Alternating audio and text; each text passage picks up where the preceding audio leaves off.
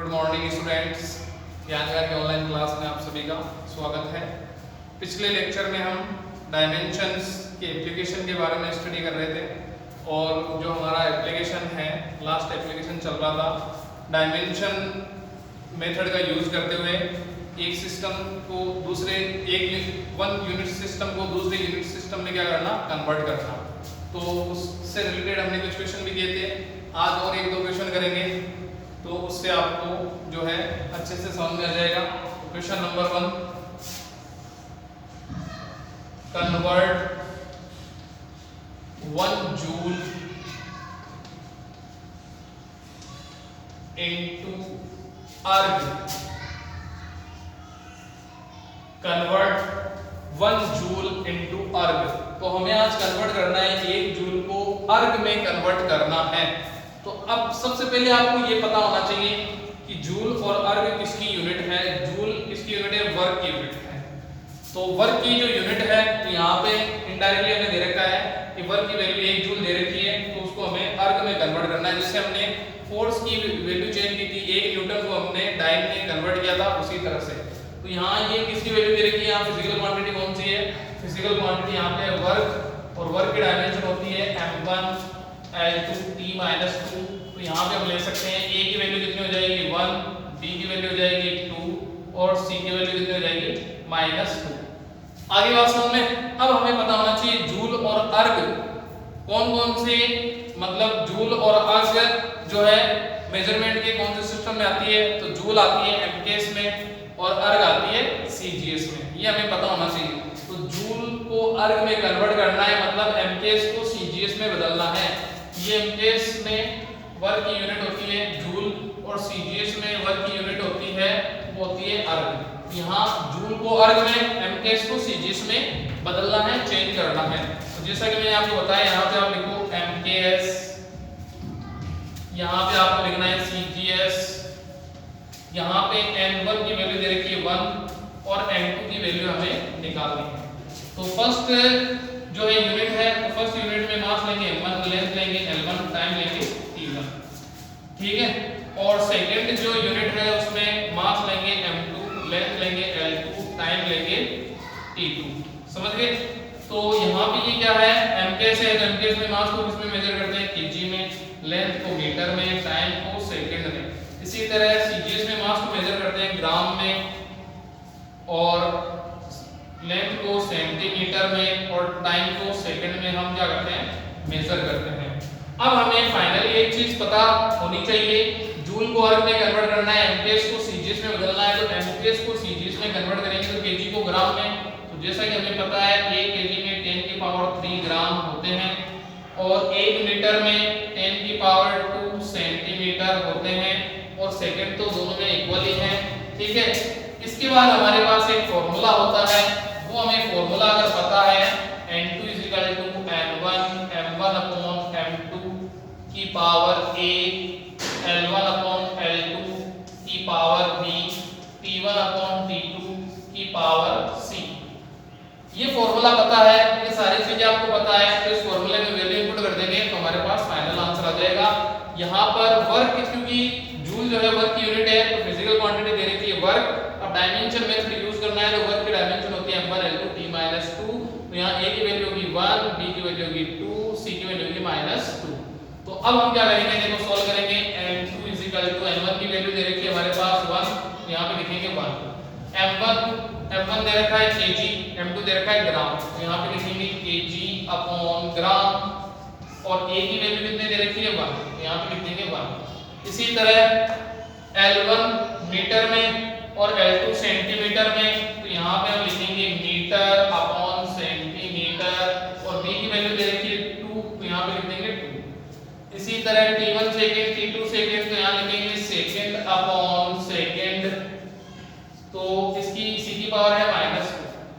अब हमें क्या करना है, N2 1 को इन सभी से मल्टीप्लाई करेंगे तो यही वैल्यू आएगी। अब देखो kg, तो kg को MKS को CGS में बदलना है, तो kg को ग्राम में, तो kg 1 kg में 10³ ग्राम होते हैं, तो kg की जगह ग्राम लिख दिया, 10³ ग्राम की पावर 1, तो यही वैल्यू आने वाली है। 1 मीटर में 10² सेंटीमीटर/सेंटीमीटर सेंटीमीटर, तो वैल्यू आपकी जो है पावर 2 है तो पावर 2 लिख देंगे, सेकंड अपॉन सेकंड तो 1 की पावर -2, तो यही वैल्यू आने वाली है। तो अब देखो ग्राम से ग्राम को काट दिया, सेंटीमीटर से सेंटीमीटर को काट दिया, तो फाइनल आंसर क्या आएगा, देखो n2 10 की पावर 3 into 1, तो 3 को 1 से मल्टीप्लाई करेंगे तो 3 आएगा। तो कहने का मतलब यह है कि यहाँ पर जो है किसी की भी पावर 1 हो तो उसको हम वही लिख सकते हैं, x की पावर 1 तो हम x ले सकते हैं, या इसको आप किस तरह से सोल्व करना चाहो तो उसे कर लो, 10 की पावर 3 into 1, ठीक है, इस तरह से हम लिखेंगे। फिर हम आगे लिखेंगे, यहाँ पे क्या हो जाएगा 10 की पावर 2 into 2, क्योंकि देखो 10 की पावर 2 है और इसकी पावर 2 तो 2 into 2, और यहाँ पे 1 की पावर -1 का स्क्वायर है तो हम यहाँ इसको 1 ही ले सकते हैं क्योंकि ये वैल्यू 1 ही आएगी। इसके बाद देखो n2 आएगा, 3 को 1 से मल्टीप्लाई करेंगे तो कितना आएगा 10 की पावर 3, तो यहाँ पे लिख लेंगे 10 की पावर 3, 3 को 1 से मल्टीप्लाई करेंगे तो 3 आएगा। इसके बाद इनटू 2 को 2 से मल्टीप्लाई करेंगे तो कितना आएगा 4, तो 10 की पावर ये आ जाएगा 4, तो बेस सेम है तो पावर 8 हो जाएगी, तो n2 हमारे पास फाइनल फार्मूला कितना आएगा 10 की पावर 7, ठीक है। तो कहने का मतलब यह है कि 1 जूल में 10 की पावर 7 अर्ग होते हैं, ये हमने कन्वर्ट कर दिया। आई बात समझ में? इसको मैं एक बार वापस बता रहा हूं, ध्यान से सुन लो, ठीक है। कन्वर्ट 1 जूल इनटू अर्ग, कन्वर्ट एमके से सीजीएस में, वर्क की यूनिट को एमके से सीजीएस में कन्वर्ट करना है। तो वर्क है फिजिकल क्वांटिटी और डायमेंशनल मेथड हमें यूज करना है। तो डायमेंशनल मेथड जो है यूज करने के लिए वर्क की डायमेंशन लिखनी पड़ेगी m1 L2 T-2, ठीक है। इसके बाद हम एबीसी की वैल्यू सोल्व करेंगे, एबीसी की वैल्यू कंपेयर करके भी निकाल सकते हो, मास को मास से कंपेयर करेंगे तो ए की वैल्यू 1, लेंथ को लेंथ से कंपेयर करेंगे, बी की वैल्यू 2, सी की वैल्यू -2। इसके बाद एमकेएस से सीजीएस में बदलना है, तो दो यूनिट लिख लिए हमने एमकेएस और सीजीएस। n1 की वैल्यू 1, n2 की वैल्यू हमें फाइंड करनी है। फर्स्ट यूनिट है तो मास को m1 लेंथ को l1 टाइम को t1, सेकंड यूनिट है तो मास को m2 लेंथ को l2 टाइम को t2। एमकेएस में मास को लेते हैं केजी में, लेंथ को लेते हैं मीटर में, टाइम को लेते हैं सेकंड में। सीजीएस में मास को लेंगे ग्राम में, लेंथ को लेंगे सेंटीमीटर में, लेंथ को लेंगे सेंटीमीटर में और टाइम को लेंगे सेकंड में। तो हमें एमकेएस से सीजीएस में बदलना है, केजी को ग्राम में बदलेंगे तो 1 केजी में 10 की पावर 3 ग्राम, 1 मीटर में 10 की पावर 2 सेंटीमीटर और सेकंड दोनों इक्वल है। इसके बाद हमारे पास एक फार्मूला होना चाहिए, एक यूनिट को दूसरी यूनिट में कन्वर्ट करने के लिए हमारे पास ये फार्मूला होता है। वैल्यू इनपुट करेंगे तो n2 हमें सॉल्व करना है, n1 की वैल्यू हमने यहां से इनपुट की तो m1 n2 की वैल्यू सॉल्व कर सकते हैं kg/ग्राम। इसी तरह l1 l2 की वैल्यू लिख सकते हैं मीटर/सेंटीमीटर और सेकंड/सेकंड। पावर इनकी एबीसी की है वो वैल्यू इनपुट कर देंगे 1, 2 और t की पावर -1, 2 और -2। तो 1 केजी को हम ग्राम में कन्वर्ट करेंगे तो 10 की पावर 3 ग्राम, 1 मीटर को 10 की पावर 2 सेंटीमीटर में कर देंगे और इन दोनों को सॉल्व करने के बाद 1 की पावर -2, तो g से g कैंसिल, cm से cm कैंसिल, तो 3 को 1 से मल्टीप्लाई करेंगे तो 3 आएगा, 2 को 2 से मल्टीप्लाई करेंगे तो कितना आ जाएगा 4 आएगा। तो इसका जो सॉल्यूशन है वो 1 आएगा, तो 10 की पावर 3 * 10 की पावर 4 ये हो गया 10 की पावर 7। तो कहने का मतलब यह है 1 जूल में 10 की पावर 7 अर्ग होते हैं। यहाँ तक आपको क्लियर हो गया होगा। अब आप कहोगे कि आपने शॉर्ट भी बताया था तो इसमें भी बताओ, तो शॉर्ट में आपको बताता हूँ। देखो शॉर्ट तरीके से कैसे करना है, ध्यान से देखो। यहाँ पर हमारे पास जो वर्क है, वर्क का फॉर्मूला होता है F.x, तो फोर्स जो है उसको लिख सकते हैं ma(x), ठीक है। तो अब यहाँ देखो हम क्या लिखेंगे, फोर्स को हम ma ले सकते हैं, मास इनटू एक्सेलरेशन, तो यहाँ पे हम लिखेंगे मास यूनिट kg, ठीक है। एक्सेलरेशन की यूनिट है मीटर/सेकंड स्क्वायर और ये है डिस्प्लेसमेंट है, डिस्प्लेसमेंट की यूनिट होती है मीटर, तो फाइनल यूनिट हो जाएगी kg मीटर/सेकंड स्क्वायर। ये टोटल जो वैल्यू है ये 1 जूल के इक्वल होती है। किसके इक्वल होती है? 1 जूल के इक्वल। ये वाली वैल्यू 1 जूल के इक्वल होती है, ठीक है। तो इसी तरह से ये एमकेएस में भी है, किसमें? एमकेएस में। अब हमें सीजीएस में बदलना है, तो सीजीएस में वैल्यू क्या होगी?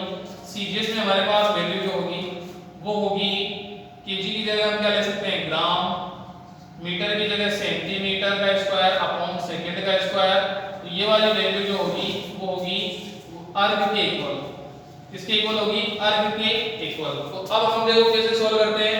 ये हमारे पास वैल्यू दे रखी है, तो देखो कैसे करेंगे। केजी है तो केजी की जगह हम क्या लिख सकते हैं 10 की पावर 3 ग्राम। मीटर है तो मीटर की जगह हम क्या लिख सकते हैं 1 मीटर की 1 मीटर होता है 10 की पावर 2 सेंटीमीटर। समझ गए? ठीक है। तो यहाँ पर मीटर का स्क्वायर है तो देखो कैसे करेंगे 1 मीटर इनटू 1 मीटर। तो देखो 1 मीटर को हम क्या लिख सकते हैं 10 की पावर 2 cm। इसी तरह दूसरा 1 मीटर इसकी जगह हम लिख सकते हैं 10 की पावर 2 cm। तो यहाँ पे लिख सकते हैं मीटर स्क्वायर और यहाँ पे लेंगे आधा, बेस सेम है तो पावर 8 हो जाएगी तो 10 की पावर 4 सेंटीमीटर स्क्वायर। तो यहाँ मीटर स्क्वायर की जगह हम लिख देंगे 10 की power 4 centimetre square upon second square. ठीक है। अब देखो 10 की पावर 3 और 10 की पावर 4 बेस सेम है तो पावर 8 हो जाएगी तो हो जाएगा 10 की पावर 7। यहाँ ये हो गया ग्राम, ये हो गया सेमी स्क्वायर, ये हो गया सेकंड स्क्वायर। तो ये टोटल बन गया किसके बराबर? जूल के बराबर। तो 1 जूल में 1 जूल में 10 की पावर 7 अर्ग होते हैं। ये हमने शॉर्ट तरीके से भी निकाल लिया और लॉन्ग मेथड से भी हमने निकाल लिया। ठीक है।